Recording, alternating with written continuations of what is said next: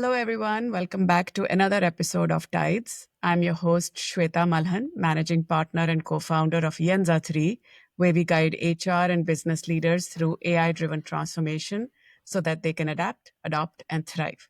Today, we are diving into how HR leaders can harness AI to completely revamp performance management. My guest is Jeff Wellstead, a seasoned HR strategist who's helped countless organizations reinvent performance processes and workflows, from big picture strategies to everyday feedback loops. In today's conversation, we'll explore how AI can turn those dreaded annual performance reviews into a continuous data-informed experience that helps employees grow faster. Get ready for an inspiring, story-filled conversation about AI's untapped potential to elevate performance, drive engagement, and prepare your workforce for the future. Jeff, welcome to TIDES. It's wonderful to be here, Shveta. Thank you so much for the invitation. I'm really looking forward to our conversation, Jeff. And maybe let's get started with a little bit of a backstory. You've had such rich lived experiences in the HR space, and you've guided countless HR leaders through digital transformation. So I'm curious to know, what was that moment in your career when you realized AI was going to fundamentally shift HR? Excellent question. Yeah, well, I guess maybe just a quick context, a little bit of a backstory in that I spent sort of the first half of my many, many years, I can't believe it's been so many, I'm not even going to say it, in global human resource management in and around New York City, and mostly headquarters type companies with investment banks and consultancies, tech companies, a bit of pharma. I had a whole interesting kind of range of big, giant companies. And in HR in those positions was very much about administration, control, governance, risk mitigation, and things of that nature. And it didn't feel as if like we were actually there for the people. We were there for the productivity. That was sort of the whole point of it. So I was a little bit disillusioned about 18 years into my job, and then kind of took a very interesting change where I left America, came to the UK about 20 years ago, and I started working with a former colleague of mine from PeopleSoft. And the instruction was, we hate HR. Please don't be one of those people. Instead, we want something truly fantastic, and we want you to kind of reinvent from scratch what the whole kind of employee experience is. And we're preparing for a potential acquisition, or at least to look attractive to acquirers. And so that means our people need to be trained at the top of their game. We need to continue attracting amazing people. We need to kind of organize and reorganize in ways that will really kind of like just recreate the way we kind of interact. And all this is all kind of way pre-artificial intelligence in terms of this. And so, there's a lot of manual heavy lifting. There was a lot of using of tools and trying to kind of string those together in terms of employee engagement and HR systems of record and ATS solutions and things. None of it talked to each other. It was really, really hard. And it came down at the end of the day to personalities in terms of like trying to kind of get people excited and inspired and so forth, as well as a lot of leadership and managerial training. So fast forward from 2004 to 2.5 years ago, and actually probably about 5 to 6 years ago, I got a call from some folks over at IBM. And they had this tool that based on a company that they just acquired called Connexa. And it was powered by Watson's supercomputer at the time. And it was actually my first entree into, I guess, what today we would probably call people analytics. Mm-hmm. And they had some dummy databases, of course, to demonstrate the tool. But it was fascinating. They were dealing with sort of a dummy database of about 10,000 employees, and they were doing sort of, I guess, sentiment analysis and performance development and career pathways. And I sat there dumbfounded. I was like, oh my God, this is the kind of cool data and the most amazing data visualizations that I've always ever wanted, right? Because it just really helps explain the complexity of the people I'm looking after. Importantly, I can then see how I might be able to then apply those insights and those data visualizations to presentations at board level and say, look, here's what the data is telling us. Here are therefore my recommendations. And here's basically, my justification for budget, for prioritization, for time and energy spent. And I thought, this is it. This is the beginning. And then things kind of like went quiet again. There was a bit of a burst of HR technology in the space, and people were trying to kind of do new and unusual things. But again, massively disconnected, as Josh Person always ever pointed out. It's like the kitchen junk drawer, right, of of applications. And HR, by its very nature, typically isn't deeply technologically oriented. So really struggle to kind of figure out, how do we build API integrations? How do we kind of engage with tools like artificial intelligence to kind of squeeze all the cool, interesting information out of it? Stuff was slow in coming. But when the LLMs kind of started releasing with OpenAI, ChatGPT 3, I think initially, and then just the speed of all the other LLM companies, I dove straight in. I love it. This was my Star Trek moment, right? This is like, oh my God, like my sci-fi dreams are coming real. I just started playing with it, and I started using dummy data and kind of like imagining what it would be like, right, to have this level of three-dimensional insight into every individual in the company. And I was like, man, the things that were coming back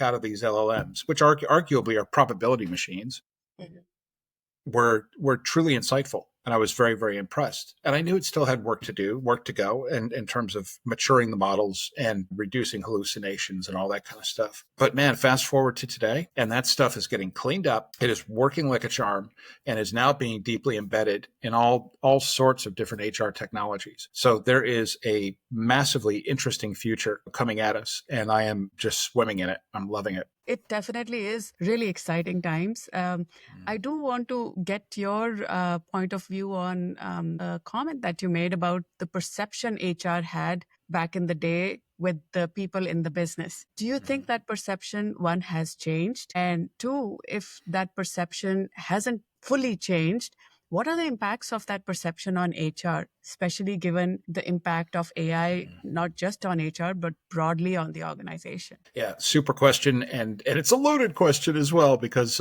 you can kind of very quickly step into sort of negativity territory. I love my HR people. They are, bless them, typically very big-hearted, care deeply, obviously, about employee experience and kind of working people through difficult transitions and being part of the celebrations when those happen, but very much wanting to create a positive environment whereby people feel like they can bring the totality of themselves to work. And by the way, that oftentimes is not the case. That's really difficult. The function itself, I think, has, by its very nature, by the depth and the heft of regulation that has kind of befallen us, especially here in Europe, has kind of attracted people who are primarily compliance officer types, risk mitigators, people who kind of want to make sure that things like data privacy and the procedures and processes that we kind of like undertake on a daily basis are very, very carefully adhered to, right? So that we can never be called out for being bad employers in a tribunal or whatever. And I don't think there's anything wrong with that. I think it's important that that happens. But in truth, what we're about to go through, and what we have always ever actually been going through, but what we're really about to go through, requires people to be on a completely different plane of reality, away from, kind of core compliance, risk mitigation, administration, governance, those types of things. And what we need instead are people who are very kind of forward leaning, who are really curious and hungry for this new technology, because what they can see is a path out of kind of managing these sort of bottom rung kind of tasks and help desk sorts of activities in terms of administration, compliance, and governance, and having things like AI just completely take that stuff over with guidance, with oversight, obviously, and with some level of governance, of course. But we need to be focused on things that are going to be all about the strategic direction of our organizations. The economic headwinds just this week are insane, and they're only going to go faster. They're only going to be more complicated. And we need to start creating highly agile organizations that can respond immediately to all sorts of different externalities that are anticipated or unanticipated. HR needs to be at the core of that anticipation, of that prediction, and of those scenarios that ultimately they need to plan, so that we basically aren't ever surprised. And hopefully we can basically help guide our companies through. I don't necessarily see that happening. And I think the perception of HR, as always, very Dilbert-esque, there's Catbert, the evil HR director, coming up with some random policy to kind of catch me out. And the people who say no, and you know what I mean? And the people who are all about administration, and they're the bottleneck, and they're the thing slowing us up. They're not hiring fast enough. They're not dealing with these pay increases and it's frustrating, because I want to be exactly the opposite. And I'm sure most HR people want to be exactly the opposite and be perceived as actual strategic drivers of the organization. Yeah, absolutely. And I feel like this is the time when I know HR, with the conversation about us as HR people having a seat on the decision-making table has been Mm. going on for last decade or more. Yeah. And to be honest with you, our hands were also tied. Like the technology infrastructure that HR had and the expectations from the business from HR haven't been to be that strategic partner either. To your point, like as soon as HR arrives, the perception is, oh, they're the hiring and firing department or they're the Yeah. policy department. Mhm. Little does the business know all the deep work that HR does with the limited technology access that they have to support the employee experience as well. But I think now is the time, like if HR really leans into AI, they can transform their vision of becoming that strategic partner much more quicker than compared Yeah. to before. Spot on. You're absolutely spot on about that.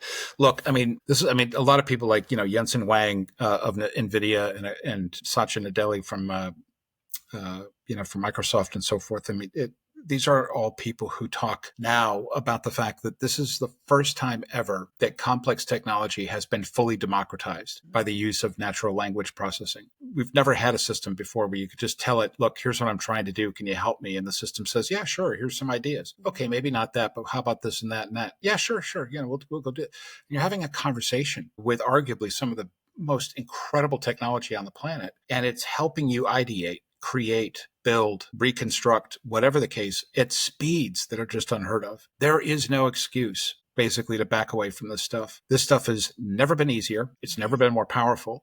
It's only going to get more powerful, and it's going to evolve faster and faster with each and every day. And so, yeah, we literally just need to jump in and start having some fun with this stuff. Yeah. I wanted to pivot a little bit about the impact of AI on the business and then link it back to why HR needs to, or how HR needs to show up in that partnership. So from your perspective, Jeff, because you've been in the technology space for such a long time, when you see AI and the impacts of AI, how do you see it impacting the business? What are the impacts of AI on the business as a whole? And then I want to get into impacts on people and then link it back to how HR can Yeah. support. Well, I mean, it's fascinating, right? I just wrote an article the other day. I just wrote an article. Let me be clear. Myself and ChatGPT deep research, wrote an article together, which is You to say augmented yourself with AI. massively, I've augmented myself. First time I've ever used that particular function, deep Huh. research. And it was fascinating. It was really, really cool. And I didn't realize this. It said, do you want like a classical kind of research report, or would you like some kind of like a journalistic narrative, that kind of thing. I thought, ooh, I like myself a good story. Let's do that. And I clicked on it. And basically the subject matter was, what is the effect? Exactly what you were just saying. What is the effect of AI in its usage across all functions within, I think I picked different industry groups like pharmaceutical, technology, I can't remember, manufacturing, and one other, I can't remember, because they were just sort of like obvious use cases. And I said, you talk to me about how AI can be used in these different functions. And it was an education and a half. I'll tell you what, you want to learn fast about stuff you know nothing about, use that tool, because not only do you get an incredible narrative coming back with loads of well-organized thoughts, arguments, and information, but you get all of the sightings, all the references as well that you can kind of do a deeper dive into. And it is fascinating, and massively inspiring in terms of the creative use of AI across literally every function. So AI works best with, I should say, with areas of the business that have very specific rules and structures and processes. So you take, for instance, sales development, kind of thing, or business development activities where there's like a lot of cold outreach as an example. And you might think to yourself, God, AI is never going to be able to do that stuff. But in truth, it turned out it wasn't horribly hard at all to kind of do that, because there were very, very specific scripts to follow. And there were typically, 4 or 5 likely answers, that would come back. And AI was able to kind of whip that together in no time flat. And now it is almost impossible to determine, if you're having a conversation with an AI bot and being approached as a sales call on a mobile phone, you're sort of like, is this real or is this not? Because like the responses are pretty insightful and taking me down directions that I didn't expect a machine to be able to do so. So that's another area. So sales and marketing immediately. Marketing, especially in terms of doing lots of background work, not necessarily coming up with the perfect ideation, but it can scan the market in terms of what your competitors are doing, what the industry is doing, what the market is doing, what the economic headwinds look like, what different country regulations might impede what you're doing. That's perfect stuff for AI. and it can come back with a beautiful mosaic and then, create executive summaries around that, really give you insight. So the pharma is using this stuff to create new drugs, right? Based on Google's DeepMind, they mapped basically every protein on the planet. Right. And they're also kind of now mapping things like abnormalities, caused by things like Alzheimer's and so forth, and are able then to reverse engineer molecular structures to kind of go and address and attack and repair those things. It's shocking what people are able to do, but the use cases seemingly are endless. And I think there's always ever going to be a need for human empathy and engagement and oversight, especially. But I tell you what, the number of things that AI is able and capable of doing are now far exceeding sort of the baseline tasks and what we used to think were kind of repetitive motion type activities, and is now kind of getting into things that are a good deal more complicated. Yeah, yeah. And hearing you paint this picture of how complicated, how wide, and how deep AI can go into an organizational ecosystem makes me wonder, what impact does that have on how we manage employee performance? Because the future of workforce is hybrid, but I think it's a new definition of hybrid. It's no longer in person or remote. It's no longer about, even if we talk about diversity, it's no longer about the diversity in our traditional sense.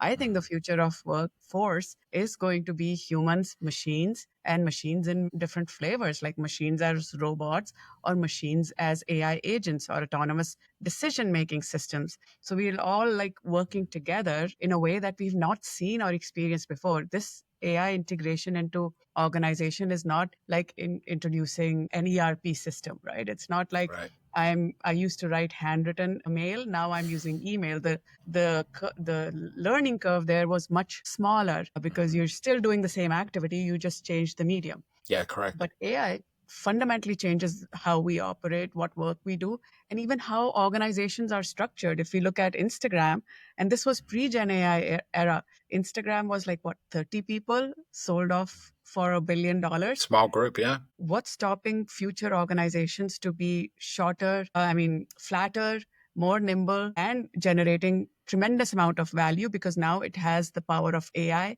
in addition to humans. So how do you manage performance in this kind of an ecosystem? Because performance anyways, like even in the traditional work world before Gen AI, performance was not the most loved process in the organization, be It's it from horrible. HR Who side, likes that? You know be what I it mean? from Yeah. employee or manager side. So what's happening on that front? Well, a lot. Gosh, that was a brilliant kind of intro to this whole space. Look, nobody likes to be told how it is they're doing, because we all have our foibles, we all have our weaknesses, and none of us are perfect. And nobody likes to hear about that, especially in a work context, especially now with like all this economic uncertainty coming, not just with AI coming in potentially and like migrating jobs out. But man, the talk of recessions and all sorts of things, right, are looming, and has people really worried. So the last thing you want to hear is, you know what, you did okay in these 5 areas, but it's really these 6 areas that you really need to improve, and rather quickly. You have to really get on top of that. It's just not a fun process. So you're absolutely right. There's a couple of issues. One is the traditional format was always ever, let's do this once a year, because nobody likes it. So we'll just do it once and be over with it. And of course, that presents its own challenges and problems, deep problems, in that there are something like 10 different cognitive biases that basically can come to play inside a manager's mind and inside the mind of the employee trying to write their own self-assessment, as an example. And you end up with a bunch of gobbledygook data from poor memory. Things weren't written down. Things weren't kind of captured in real time. And so you have a lot of fallibility in terms of that whole process, and it's just useless. So that, in my view, should be thrown straight out. I think there's still room for cycles, annual and probably semi-annual. Eventually with AI, it will become personalized. And so kind of work on an individual schedule and not just on sort of like regular corporate cycles for things like pay and promotion reviews and things of that nature. But performance should be an ongoing kind of flow of information. And there should be systems out there, and there are loads, and we'll talk about those in a minute, that basically are continuously feeding you insight into how you're doing, your skill set, skill gaps that you're working on, the learning and development you're undertaking, the new projects that you're getting yourself into, the stretch targets that you're looking to achieve, feedback from peers, from subordinates, and from managers or project leaders and things of that nature, team leaders. There are all sorts of tools now that can basically kind of capture all of that and then aggregate that. And then AI basically looks at that stuff and says, oh, interesting. Okay, so on balance, this is what I'm seeing in terms of the overall picture. And you can deep dive into any aspect of it if you disagree or you're confused as to why it said that. The tools are getting a lot smarter now, but literally it was only up until like last year before these tools started kind of taking the next leap. So tools like Culture Amp, as an example, allow AI to kind of exist in things like employee engagement survey sentiment analysis, as an example. But weirdly, they didn't have any AI applied to the performance management process, to kind of give the employee some insight, personalized insight into what it was reading and seeing. That is all starting to change now.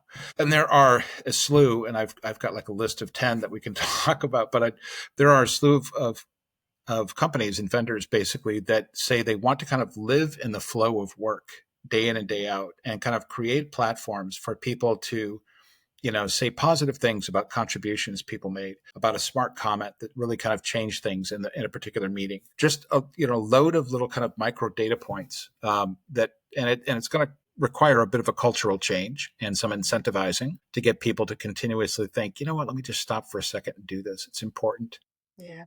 But then the buildup of data is really what's super important, because the data structured in such a way, or unstructured to a degree, will then feed the AI machine, right? That will then start to recognize patterns with machine learning and then basically start to apply sort of an overarching sense of what picture is developing here about this individual. And so this is what is now starting to happen. And what that does is it removes the ridiculous cognitive biases that are kind of caused by lack of memory, lack of context, or the halo effect, the horn effect, all these sorts of things, because the data is right there staring you in the face, both you and your line manager. So it's really quite clear what's going on. Importantly, it's been interpreted and deeply personalized. And so people are getting feedback, not just was I good, was I bad, but how is it I'm developing? How am I growing? Where do I need to go from here? And now other tools, and we'll talk about things like skills-based organizations and things of that nature, but creating career maps where you've kind of mapped out the skills and proficiency levels that employees then can kind of take their data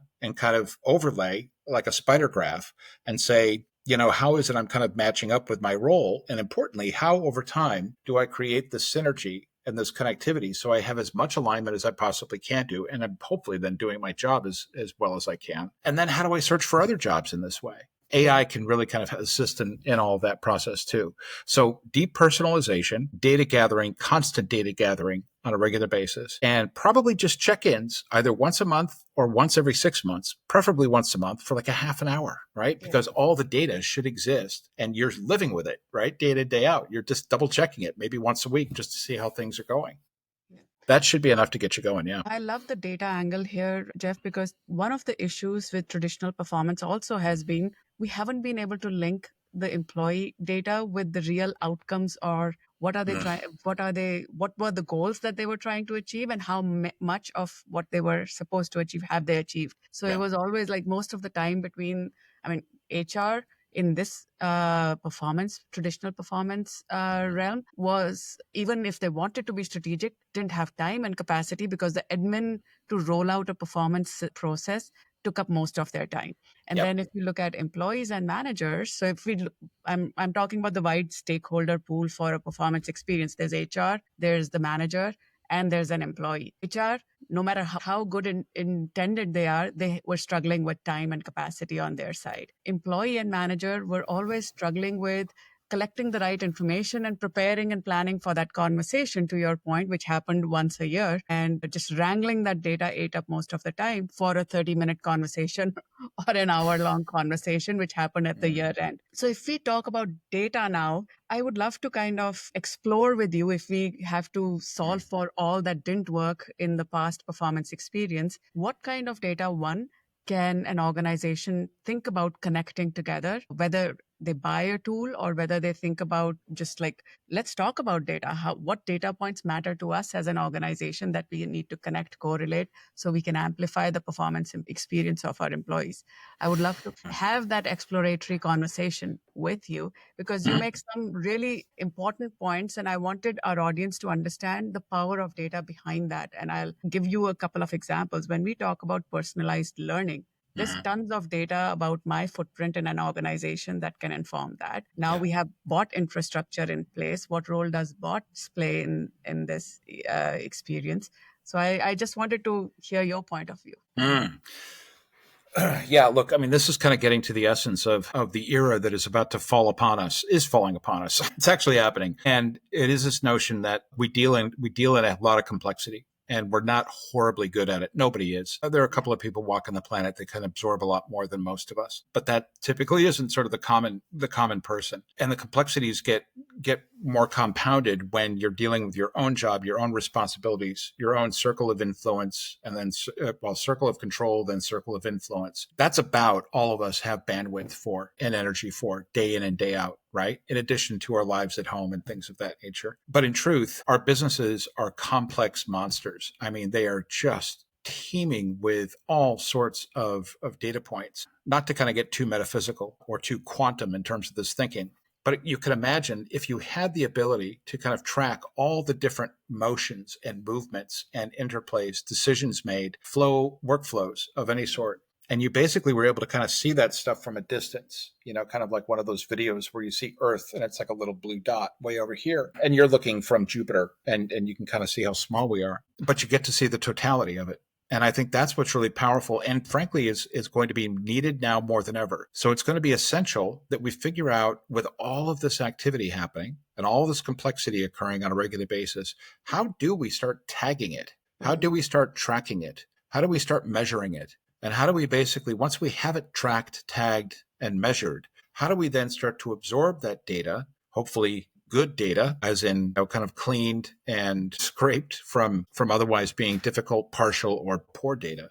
But how do we start to kind of like funnel that up into AI, who sat there hungry for this stuff and is like, I can absorb more. Please let me ingest as much information as you possibly can give me, and I will come back with some insights that are going to blow your mind in terms of ways you can be doing things better, smarter, faster, cheaper, all these sorts of things, all these things that we never thought we'd actually be able to accomplish simultaneously. So data becomes, and will, if it hasn't become like this in your company, or for whatever reason you're not talking about it quite yet, this in the space of the next 12 months will arguably be one of the most important things that you and anybody will do in their jobs, is maintaining the data around what it is you do and making sure it's complete, it's full, it's good in terms of the fact that it's not fragmented or partial or frankly just dead wrong.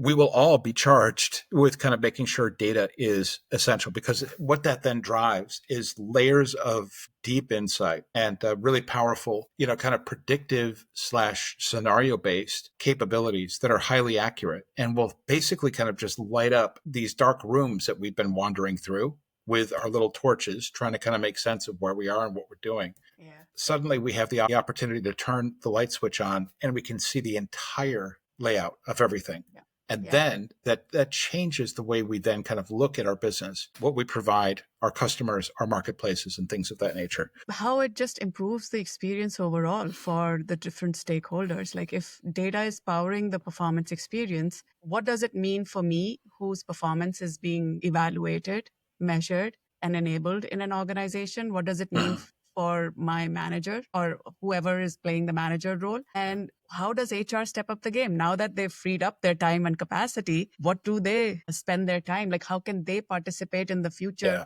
performance ecosystem differently now that we've reimagined that, yes, traditional performance doesn't apply in modern context? Yeah, spot on. And look, performance, I think, is arguably one of the most important things we can talk about as an employee lifecycle challenge, for sure. Having said that, there are 14, 15 different critical employee life cycles, all of which basically are very important in their own right. Performance is critical because not only can we can basically affect employees on 4 different levels. So you have like the amount of data and information, support, guidance, and development opportunity given to the employee is huge. Not to mention, if we've mapped out, for instance, the skills and competencies and capabilities for each role, they can at any time kind of shop and say, where is it I want to go next? Yeah. And continuously gather insight in terms of, where am I on my skills profile?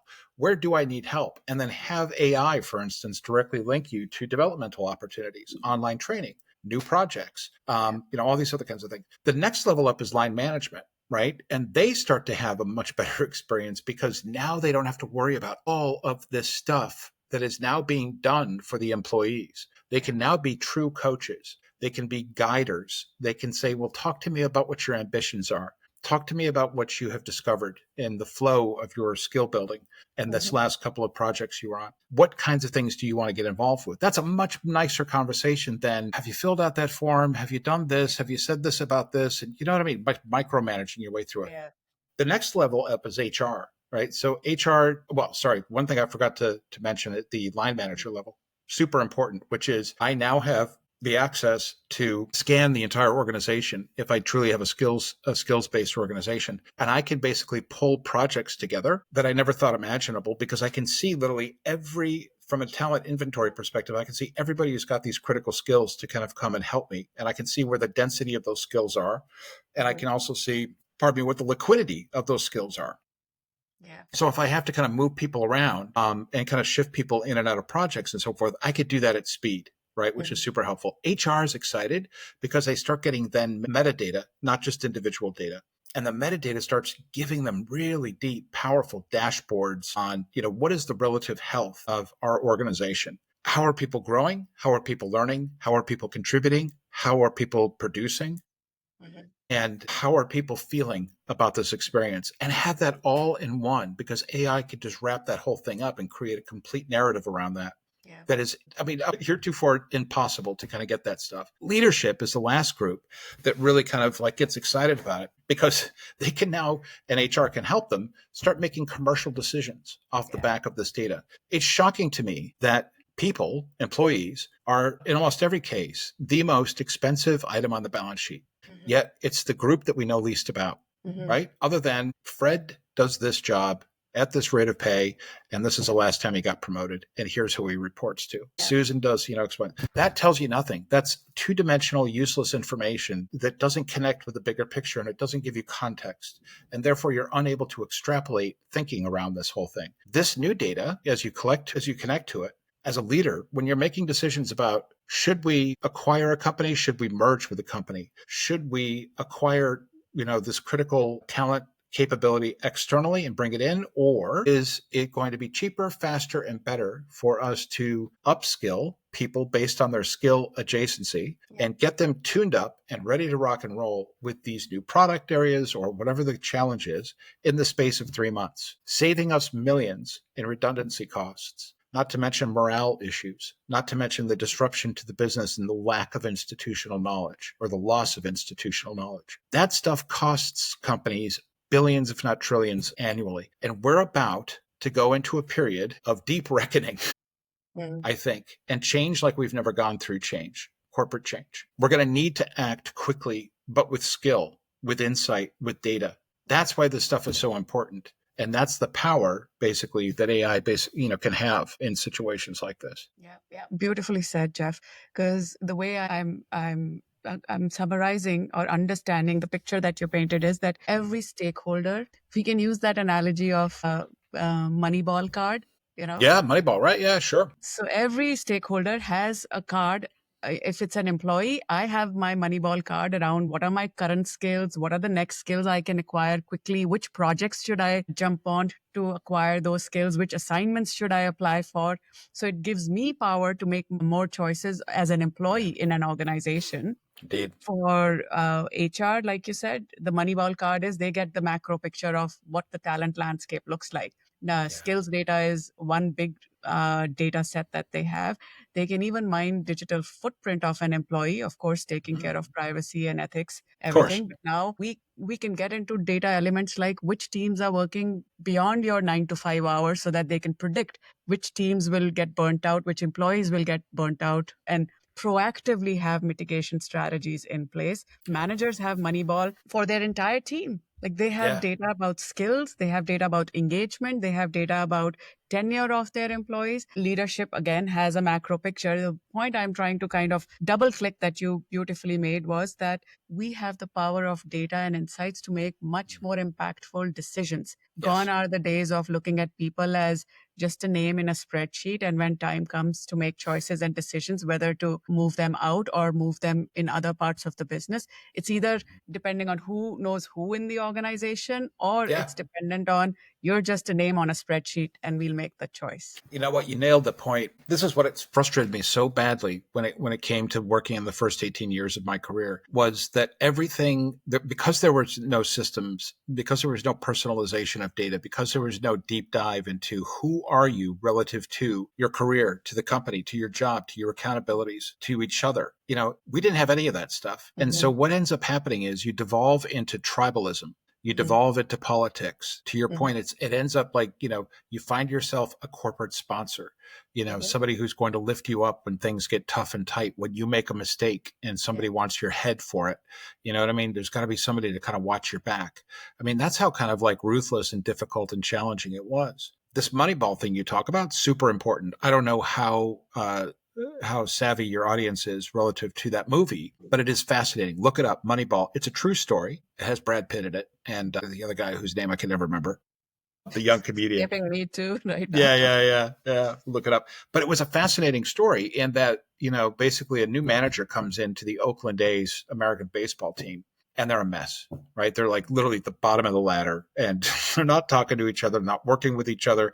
Their skills are there individually, but man, nobody feels like showing off or doing anything. They're just so depressed to be part of this team. And so the Brad Pitt character, the manager, says, let's start running statistics on these people because I want to now start making decisions not based on personalities, not based on news and media coverage, on how many home runs necessarily that they have over the course of their lifetime. That stuff is useless to me. I care about players now, today, performing in particular ways.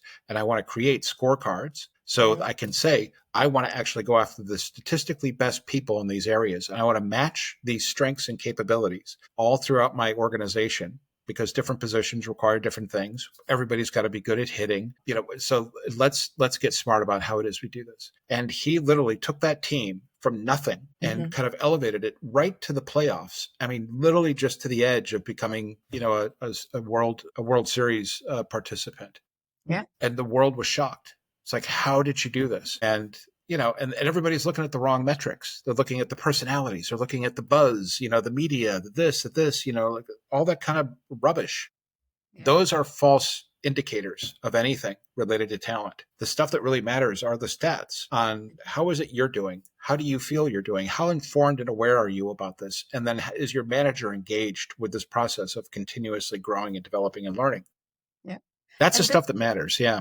Go on. That's right. And this changes the conversation from managing somebody's performance to now I know so much about an individual. I can tailor my, to your point, coaching and the needs of this person Yeah.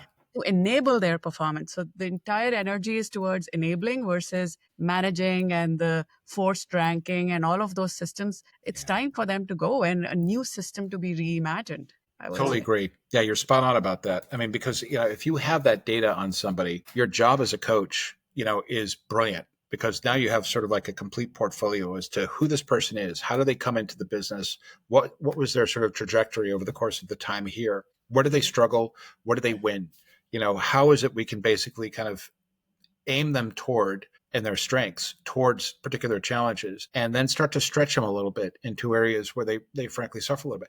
If you don't have that data, you don't even know what you're doing. I mean, there are so few people who can kind of do that naturally and maintain all that information up here whilst also doing their day job, Yeah. right? That's nigh on impossible. So yeah, AI has a real powerful part to play in that. Yeah. So for organizations who are bought into what we are talking about and want to reimagine the future solution for enabling employee performance in a AI enabled organization, where should they start? What should they be thinking about today so that when the tsunami hits, they are ready to support the organization to transform and keep the performance at a good, healthy level because change is going to disrupt the performance landscape.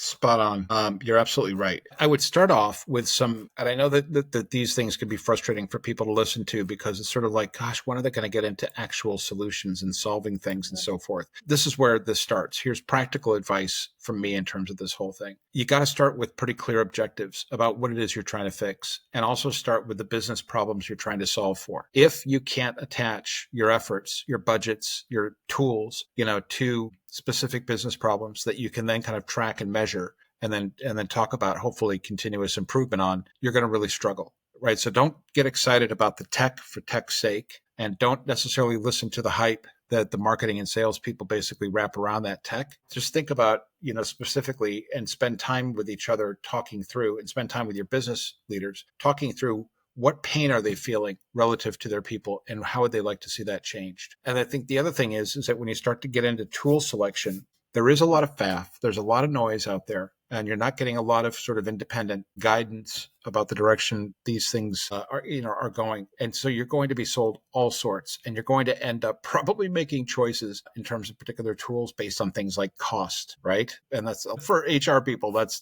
typically a big factor, versus the things that tool can do to not just mitigate the challenge and the issues that you're currently having in one area, but potentially across several areas. So basically engage with experts in this space, do your own research. Yes, look at things like G2 and Capterra. Those are online websites that do compare and contrast stuff. There's a group I work with called SSR, which is all about software selection. And they basically are free, independent evaluators of you and your needs, and basically will kind of then make the right matches. There's a lot of different ways to do this. Or reach out to experts like us, that basically can help guide you based on our years of experience. We don't have any skin in the game necessarily with this stuff. So that's another thing. You have to, when it comes to AI, you got to emphasize data and ethics. It's really critical. The legislation around this, developing around this, especially the EU AI Act, is extraordinarily clear and looks very similar to the GDPR legislation that says if we can't see transparently into the AI systems that you're engaging with, and we don't understand your intent, or your intent is unclear, and data, for whatever reason, is potentially at risk in terms of the way it's being shared in certain ways, we are going to have a real problem.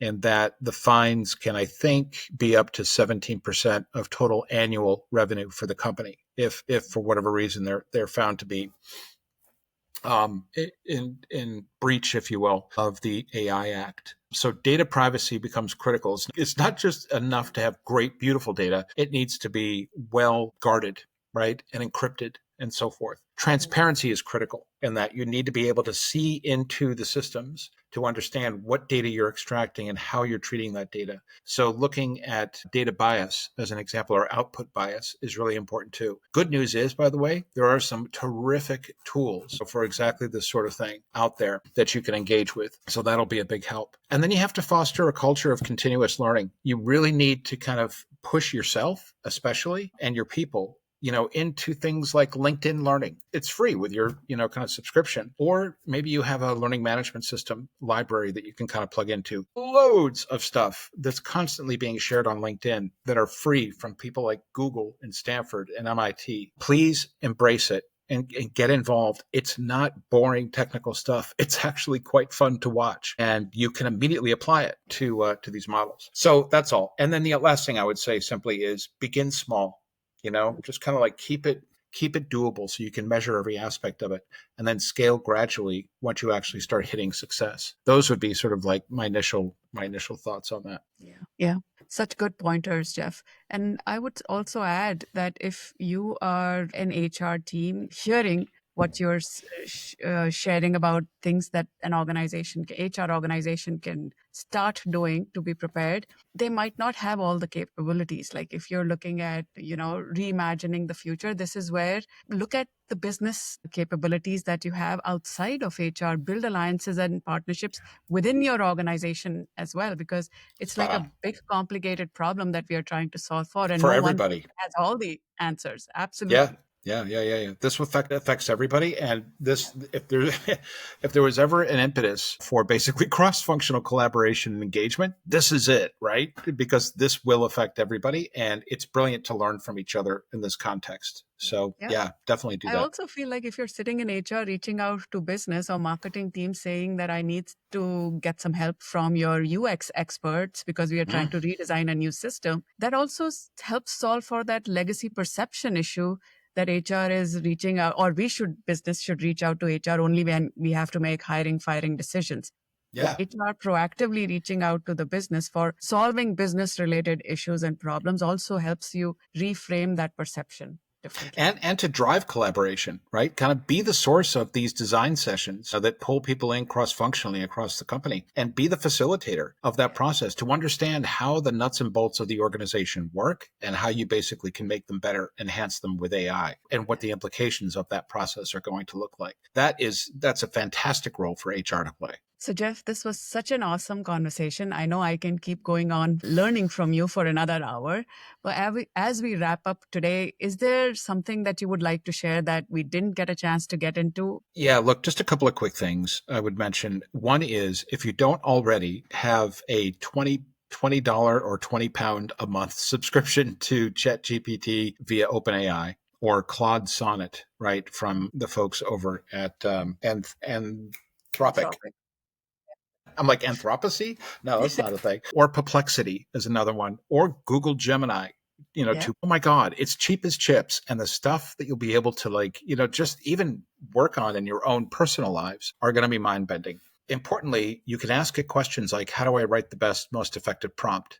Right? I mean, just ask it anything in the universe, any instruction whatsoever, and you'll be shocked at the level of detail, organization, and simplicity it comes back with. And it's usually dead on. Get comfortable with this stuff. I use this stuff literally 5, 6, 7 times a day. Now, I couldn't live without it, it feels like. And I feel, in a way, in many ways, somewhat superhuman, right? Because I'm diving sometimes into areas I know nothing about, but I just ask my friend, GPT, I say, do me a favor, just help me understand this. And it's like, and by the way, talk to me like I'm a 12-year-old, right? Not PhD level, please. And it's like, okay, cool, I got this. And it does it. So do that. Do that, get comfortable with it. Next thing is go to as many tech conferences, HR tech conferences as you can, and learn about these vendors. Talk to these people, understand what it is they're trying to solve for and why this stuff matters, right? And just, constantly throw yourself into free online training and so forth. And even if you don't understand the concepts, and there's a bunch of stuff I bump into and push myself into, the latest of which has to do with AI agent swarms and, you know what I mean, agents of agents and all this other kind of stuff. Dude, I have no business whatsoever being in that space or talking about servers and all these other kinds of things. I just let it wash over me. And my brain just picks up the little pieces, says, oh, I know that thing. Yeah, we'll kind of link that to this. Right, cool. You do this enough, and it's amazing how much starts to stick after a while. And it starts to create a mosaic of understanding. So you don't have to be afraid of this stuff anymore. In fact, your mind starts to see possibilities in terms of, gosh, if it's capable of doing that, it could totally tackle, as an example, right? Performance management, we talk about all this stuff. Where does that data go? What do we do with that data en masse? What do we do with that data from a personalization perspective? Wouldn't it be cool if for performance and pay reviews, we actually had a running list of data that was available to the CFO, the CEO, to the department or division head, and to the line manager and the employee as to how it is they're performing on a relative basis, right? And where is that data going? What are they learning? What are they growing into? What new projects are they getting on? And then what kind of potential pay and or promotion tag can we associate with that particular person? Eventually, it's a little early days for that kind of stuff, but that's the direction this stuff can all head. And it's really going to be next level. And so that now we're not making decisions about people because it's who we know or because, Susan is a better advocate than Lynn. And so that's why Fred got the job and not, you know what I mean? That stuff is like dead, right? Because now I have data. I have insights, and I can actually start planning my way forward. And I don't have to deal with the tribal political foibles of corporate world. I can actually start to really concentrate on giving as much as I possibly can do based on my expertise into the space. The thing is, a system, basically, given what it is and given the data that it has, the rich data sets that it has, will basically take care of the rest of me. right? On my promotions and so forth. So, I mean, that's kind of the direction all this stuff can go. And isn't that the space HR wants to be in, going forward? So, yeah, thank you very much. I really appreciate it, Shveta. This has been fun. Wow, Jeff. I'm truly feeling very inspired to experiment with AI in the performance space. So, and you've given us a lot to think about. So thank you so much for your time. It's my pleasure. Thank you very much for the opportunity. And to our audience, thank you so much for tuning into this conversation with Jeff, where we explored how of using AI to revitalize performance management. It's clear that when done thoughtfully, AI can help HR pivot from one size fits all reviews to a more nuanced, continuous feedback culture, which is so important for the future that we are getting into. And if you enjoyed this discussion, don't forget to subscribe and share. It helps us reach more HR and business leaders who are looking to adapt, adopt, and thrive in an AI driven world. Until next time, I'm your host, Shveta Malhan, and you're watching Tides.